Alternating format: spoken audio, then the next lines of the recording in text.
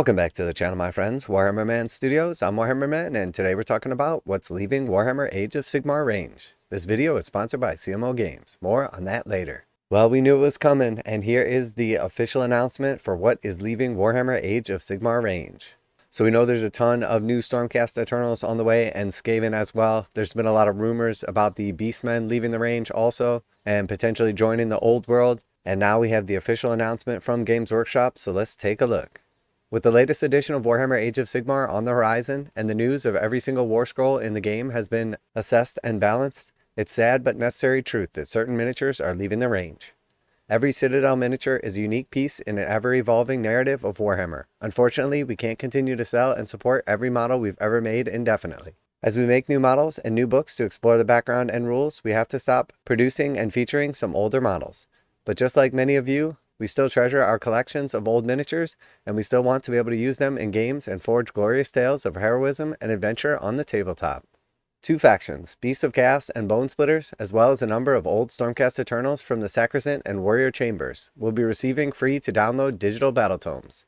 These will feature new background and rules and will be considered legal to use in competitive play until 2025. At this point, they will move over to Warhammer Legends and will no longer be supported for competitive play. Okay, so there was obviously a lot of rumors about Beasts of Chaos. I wasn't really sure if these were believable, but now Bone Splitters as well. And then a lot of the old Stormcast Eternals models, not surprising. We encourage you to continue using your collections for casual play, and we will continue to support this content with rules and balance updates as needed throughout the edition. So until summer of 2025, they'll still be usable in tournament play, but typically once an announcement like this is made, we'll start to see them like fade out, unless there's something like particularly good or broken in the faction, and we don't really see that, so I would imagine this is basically the beginning of the end for them. Additionally, a number of older warcry and Warhammer Underworlds warbands for the Slaves to Darkness will go off sale and enter Legends. Many more Underworlds warbands will remain on sale and will be supported only by Digital Legends War Scroll in the next edition. A handful of units, mostly those using old resin miniatures, will also be retired from the range and will move over to Warhammer Legends. Okay, so that is definitely a surprise right there. So we saw the new Slaves of Darkness announcement, basically that they're expanding the Darko Savage range, but it's very surprising to see that they're getting rid of those Warhammer Warcry warbands and then Underworlds as well. So with the Warcry warbands, a lot of those have been out of stock for months or arguably years in some cases. And some of those are absolutely awesome models, and then obviously very cool for Warcry as well, so it's definitely a shame to see those warbands going away. Stormcast Eternals. We begin with the Sigmar's finest, the Stormcast Eternals, who have one of the largest miniature ranges in Warhammer history. With so many war scrolls, often the troops who have similar fighting styles, certain units are returning to the distant halls of Azyr. These include the entire Sacrosanct Chamber, who have decided to work on the cure for the curse of reforging from their workshops in the realms of heavens. They are being joined by numerous heroes, as well as some of the most venerable fighters amongst the storm hosts. The older liberators, plus Judicars, paladins, prosecutors. Certain named characters have even been fighting the war against chaos since the dawn of the Age of Sigmar, and have also drawn back from the front lines. Okay, so the Celestar Ballista, that is interesting because that's a pretty unique unit. The Evocators on Dracolines, again, really cool units, definitely some nice models, hate to see them go. Evocators, Sequitors, Knight Heralder, Knight Vexillor, Lord Castellant, Lord Celestant, Lord Veritant, Lord Ordinator, Lord Exorcist, Knight Azeros, Paladins, Judicators, Liberators, and Prosecutors. So some absolutely awesome models going away here, and some of those hold up really nicely. Most of these units in actual gameplay are relatively redundant just because they said there's just so much stuff in the Stormcast range. So I don't think that they're going to suffer losing any of these necessarily. A couple of the models play nicely in game terms, but who knows how the actual rules are going to change. But the Paladin models hold up really, really nicely. Same with the Evocators on Dracolines, some of my favorite models. And then the Prosecutors are very cool as well. Like I said, the Ballista. So definitely hate to see some of these models going away. And there's actually a couple more down here as well. Gabriel Sureheart, Voros Starstrike, Castigators with Griffhounds, Astria Soulbright, Aventus Firestrike, Master of the Sacrosanct, and the Errant Quester. So again, some cool models going away there. Aventus Firestrike, probably the most unique of them, but Astria Soulbright, very cool as well. Definitely a shame. Soon after the release of the new edition, a battle tome containing most of these war scrolls will be made available to download for free on Warhammer Community, representing those warriors who are simply too devoted to the cause to return to Azyr. So who knows, also we may see like new actual models replacing like a lot of these like basic troops and stuff. We already saw the liberators. So just because like the old models are going away doesn't mean they're not going to get like a new updated battle scroll. But I would imagine some of these are like pretty dated and probably a bit redundant and will not get replaced. All right, and we have Skaven. The instigators of the Vermin Doom are also losing a number of old miniatures, many of which will be replaced with fantastic new ones in due course. But with this radicalism still unfolding, none of the Grey Seers can predict where these replacements will fall. It's safe to say that the Skaven still have plenty of tricks up their ragged sleeves.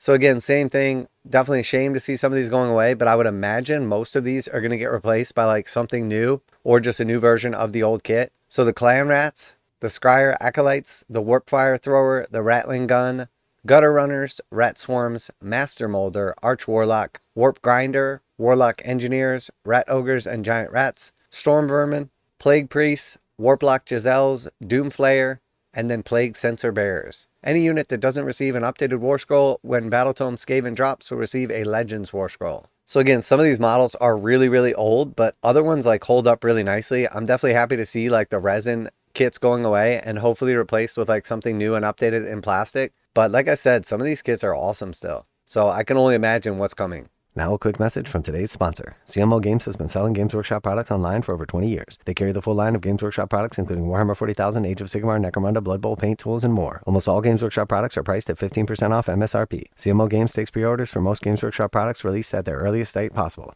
12:01 a.m. on Saturday, they go live. Most of these pre-order products are also priced at 15% off MSRP. CMO Games offer free shipping in the US 48 with an order of $50 or more. Their customer service is top-notch and they ship most orders within 24 hours. Visit CMOGames.com using the affiliate link in the description and let them know that you heard about CMO Games from Warhammer Man. Now back to the video. Alright, and then for the Bone Splitters, from the armored bulk of the Ironjaws to the lanky cunning of the kruleboyz, the Orruk war clans are as diverse as they are vicious. However, the Bone Splitters sub-faction is also leaving the range. They will receive Battletome Bone Splitters as a free download. Okay, so this actually is like not that surprising just because it's been so long since they got any kind of love.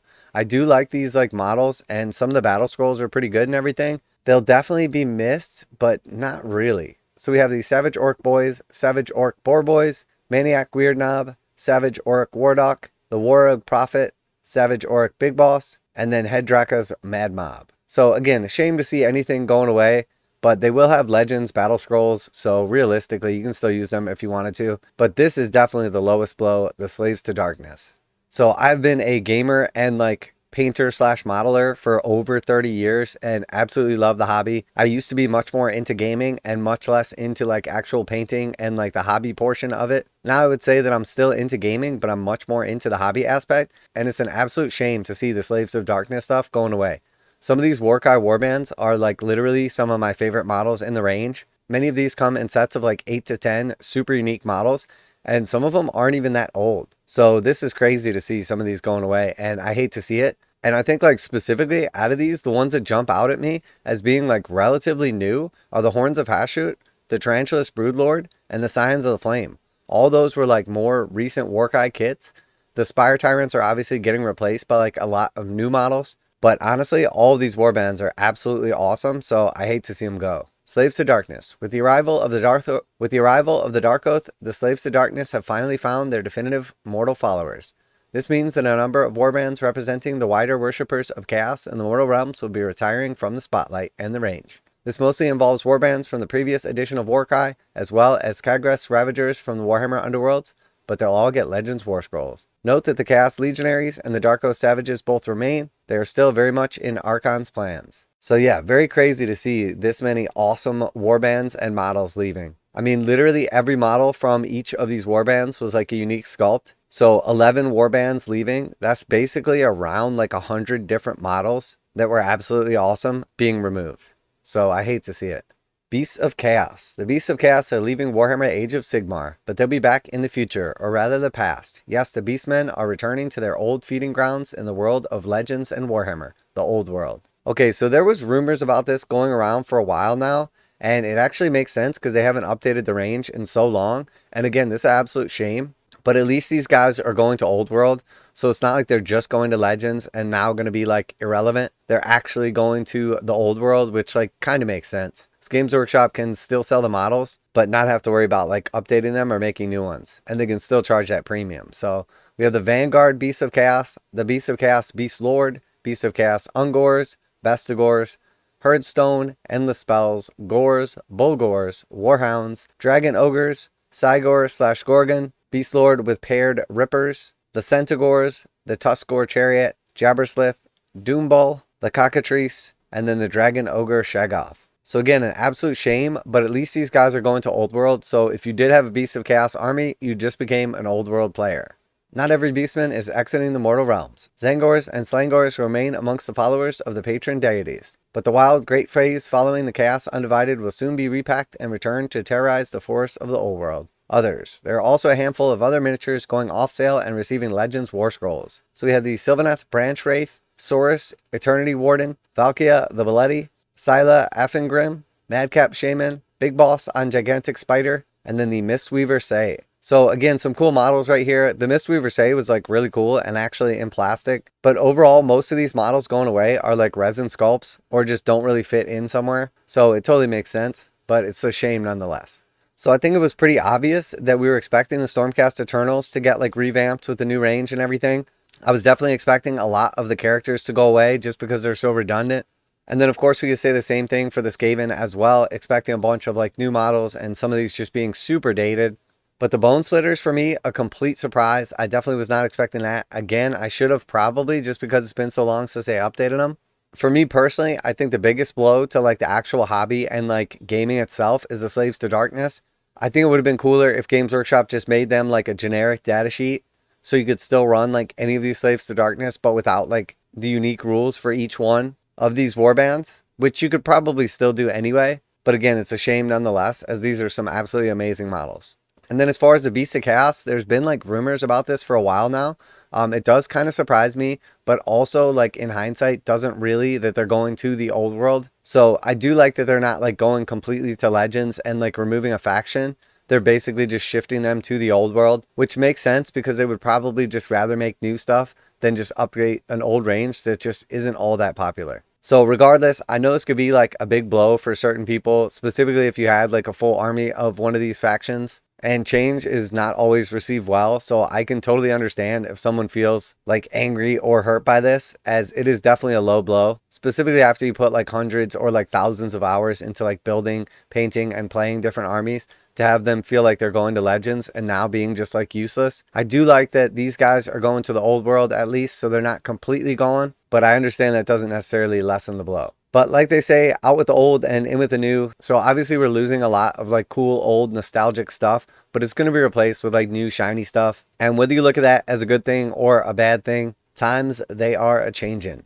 So let me know down below what you think about this. Are you excited? Are you getting that weird feeling in your stomach? Always like to hear back from you guys in the comments. Feel free to take a little time to vent. Normally, I like you guys to be a little more positive in the comments, and I try to be positive as well. But if you want to use this video as just a way to kind of vent your frustration or anger, I'm going to give you guys a pass on this one.